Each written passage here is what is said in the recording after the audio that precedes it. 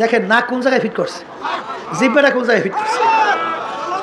এই অনেকে তো একটু ইঞ্জিনিয়ারিং, একটু বিভিন্ন এফআরসিএস এবং বিভিন্ন কায়দায় একটু বৈজ্ঞানিক হওয়ার পরে মনে করেন যে বুদ্ধিজীবী হয়েছে। বুদ্ধিজীবী এখন আর বুদ্ধিজীবী হইয়া সৃষ্টিকর্তার পরিচয় পায় না। এখন বুদ্ধি তো মানুষের থাকে মাথায়, এখন ওদের বুদ্ধি আসে জিব্বায়। বুদ্ধিজীবী এই জন্য তো আবল তাবল কথা বলে, এই জন্য ওরা সৃষ্টিকর্তার পরিচয় লাভ করতে পারে না। তালাশ করতে করতে বানর থেকে নাকি ওরা সৃষ্টি, বান্দরের জাত।